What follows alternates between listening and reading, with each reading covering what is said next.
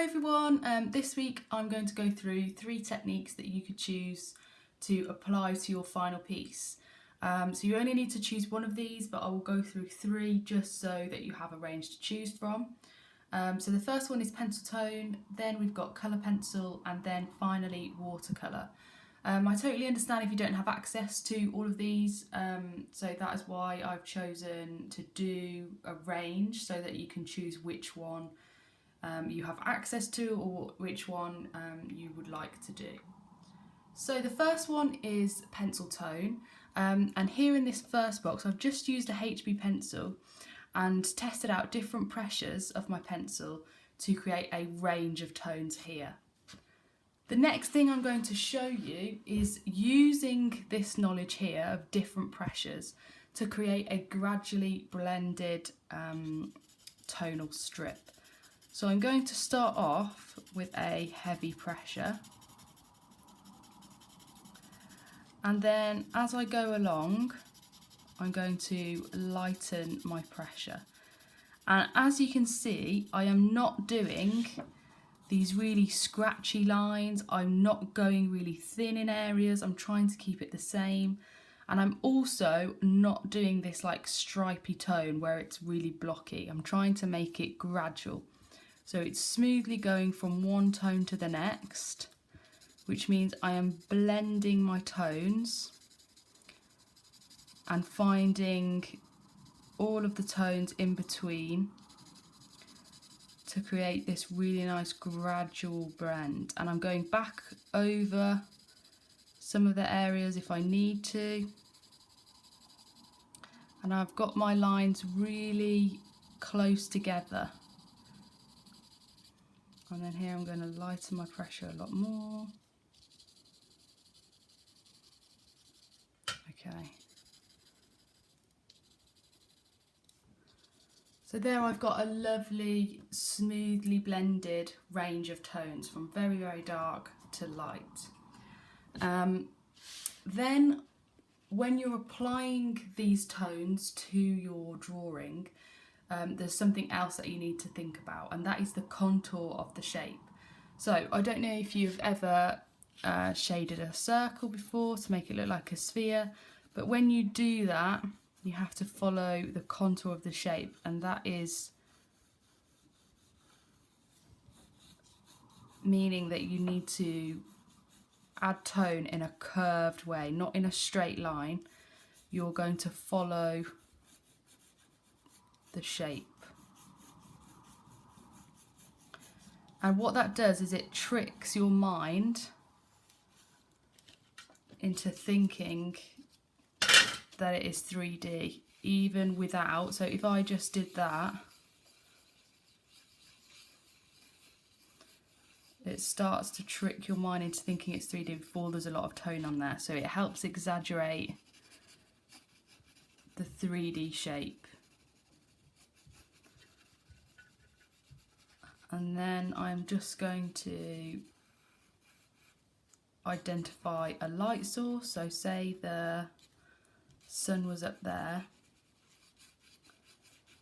I would have the darker tones on this side, and I might even also have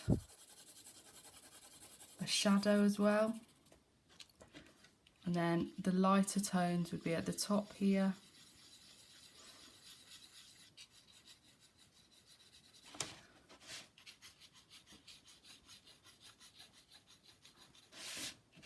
Doing this really quick, it is a bit scratchy, which is what I said not to do, but let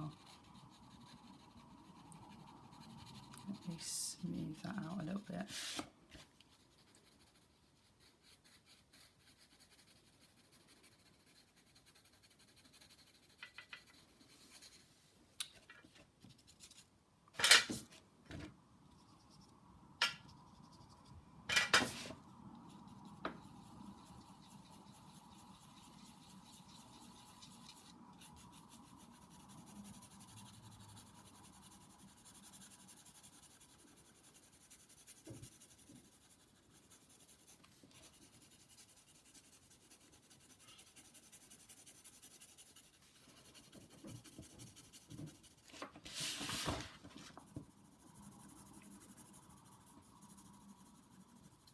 also find what helps is to move the paper as you go along so that you're not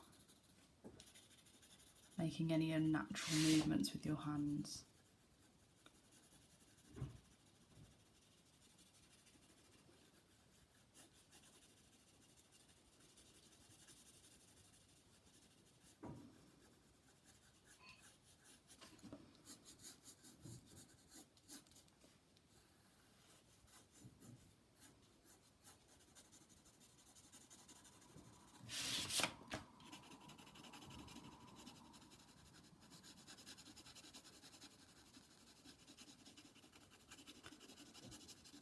Okay, and then the other thing that I was going to show you is a different sort of contour.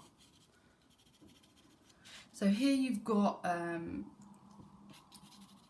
2D shape transformed into a 3D shape, and then here I've got these like ripple lines, and I want to make this bit look like it's further down and that these bits are closer to us.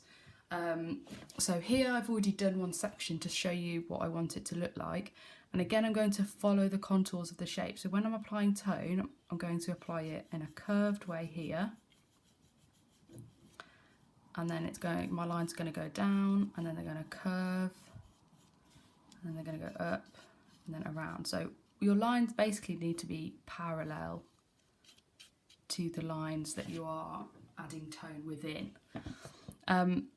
To make something look like it's further away or deeper down, you're going to add in a dark tone here. And where you want something to look more closer to you, it's going to be much lighter. So those sections are the lightest sections. That section is going to be the darkest section, and then in between those you're going to blend the mid-tones. So the tones that are between the light and the dark are the mid-tones. So you're going to find the mid-tones with the pressure of your pencil, blend them in, while also following the direction of the contour.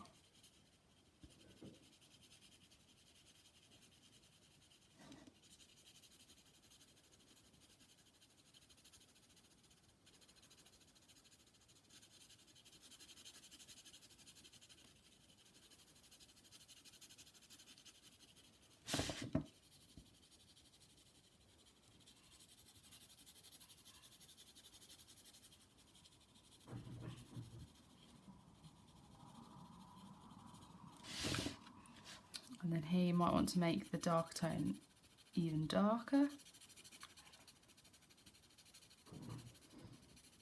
to make it look even more exaggerated, and then blend that back out, and then do the same for the other side.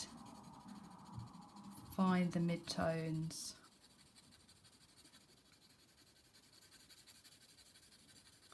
follow the contour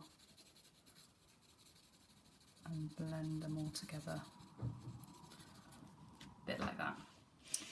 Then I'm going to show you some colour pencil techniques. So here I have done the same thing as I did with my pencil. I have used different pressures of my pencil to create different tones, and then here I have blended them together gradually.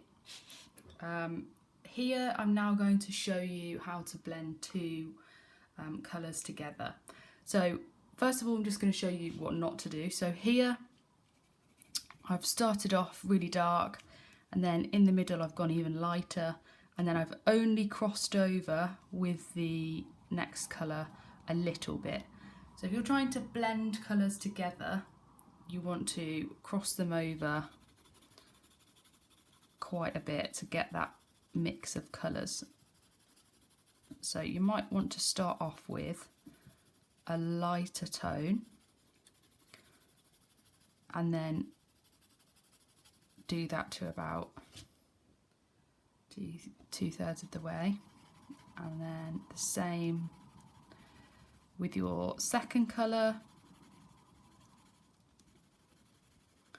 and try to keep the thickness of your colour the same so that you've got a nice even application of colour. And then you're going to overlay each colour, and each time getting a slightly bit darker as you become more confident with the colours that you are applying. Here I've got this bit where the blue's a little bit darker, so I'm going to try and blend that out so it's not as noticeable. There we go. And because we've overlaid these colours, you start to get this nice green colour in between, because when you mix blue and yellow, you get green. And again, pressing heavier each time you go to get that nice bold colour. Okay, so there you can see that I have blended gradually between yellow and blue to create this green, and I might even want to extend it so you keep the blue on the other side. But that depends on where you need those tones within your image. The next one is layering to mix. So here I have layered yellow and blue to create a light green. Here I have layered blue and red to create a purple. And here I've blended a bit of yellow and a lot of blue to create a dark green colour. So this top box, I'm just going to show you how I did those. So if we start off with a light layer of yellow and then a light layer of red, and that should create an orange tone, an orange colour, sorry. And you want those lines to be quite close together, like when you did the gradual blending, so that they don't become scratchy. And each time building up the pressure as you become more confident with the colour. So there you've got a nice orange colour created that you might want to use in your drawing. Okay, so finally, just going to go through a bit of colour mixing and tone when you're working with watercolour. So, to create different tones when you're working with watercolour, you want to use different amounts of water. Before you even think about that, you need to activate the paint in your palette. So, say I choose this nice purple colour here. You're just going to use a bit of water and swirl it around on the palette just to activate it. And then you start to see these little bubbles. That means that the pigment has started to be picked up on your brush. The more times you swirl it around in the palette, the less water you've got and the more paint you've got on your brush, and so your colour is more bold and it's more pigmented. It's got more pigment, more colour on your brush. Then if you mix that with a little bit of water, the more water that you add to it, the lighter it becomes, because the amount of actual colour you've got on your brush is less each time you add water. What you're doing is diluting the amount of paint you've got on your brush.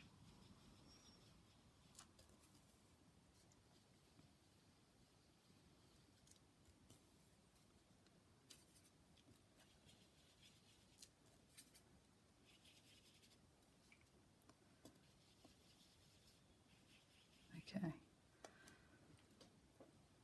So here I've got a lot of paint on my brush, and here I've got more water than I have paint. Next up, I'm going to show you how to mix colours together. So when we're working with colour, we have three primary colours, and they are red, blue and yellow, and you can't mix those, you can't make those. But you can mix them together to create secondary colours. So if you get a bit of red on your brush and put it in the palette, the bit of water, and then if we try and mix that with yellow and put that in the palette as well, a bit of water, and then all you're going to do is mix those together, and then you have got this lovely, oh, I need a bit more yellow.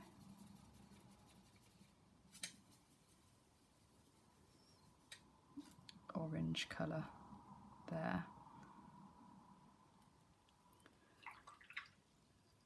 Then the next one is to mix yellow and blue. So same thing, get some yellow into a palette, then a little bit of blue,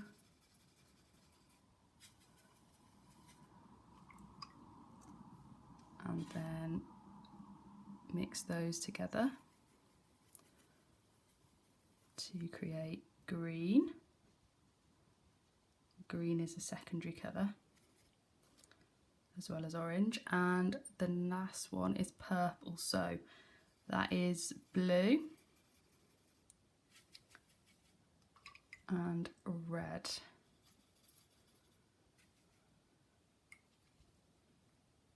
And mix those together and you get this lovely purple colour. There is, you might have seen this before, a colour wheel. So here we have got the primary colours, blue, red and yellow. Then we've got the secondary colours, and this is where the wheel comes in really nicely, because it's like a mixing cheat sheet. Where the primary colours are, what is directly in between them is a secondary colour, and I've put over orange instead of secondary. So what is in between the primary colours is a secondary colour, and what is directly in between them, so how to work out how to make a secondary colour, you need to mix the two primary colours that are either side of it. So to make orange, you need to mix red and yellow. Here we've got green, and so to mix green you need to mix blue and yellow. Here we've got purple, and to mix purple you need to mix red and blue. Then in between each of the secondary colours and the primary colours you've got a tertiary colour, and a tertiary colour is a primary colour and a secondary mixed together. So I'm just going to go through those now together. So here I've already mixed green and yellow, and I've got this yellowy green here. Then I'm going to mix blue and green.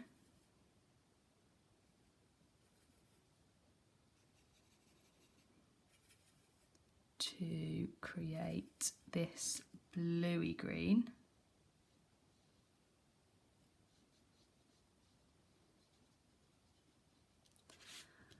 Then I'm going to mix purple and blue together to create a bluey purple.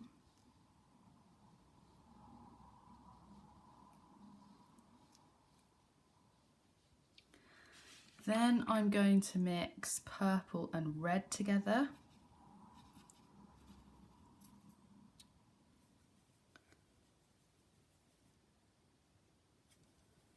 to create a reddy purple.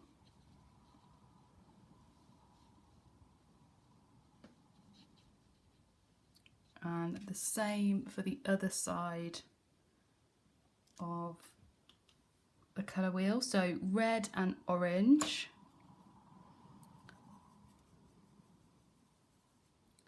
To create a reddy orange. That's quite red. Put some more yellow in it.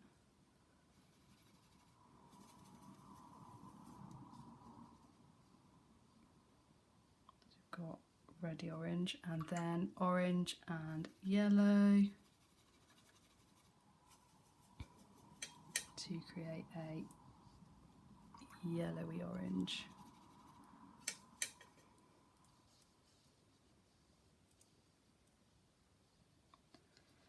And what the great thing about tertiary colours is that there are way more than 1, 2, 3, 4, 5, 6. Okay, so if you mix together different amounts of the primary and the secondary colours together, you can create all of these lovely tertiary colours.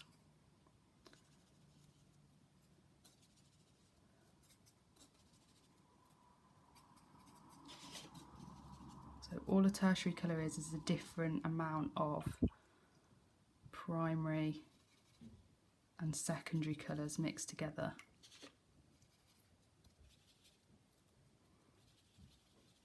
So you've got like more yellowy greens, limey greens, leafy greens. You've got different types of oranges, different types of reds, different types of blues. And that is just going to happen with you just experimenting with the different amounts of primary and secondary colours that you've mixed together. So these tertiary boxes here aren't just one colour, there's actually a whole spectrum of colours that you can create.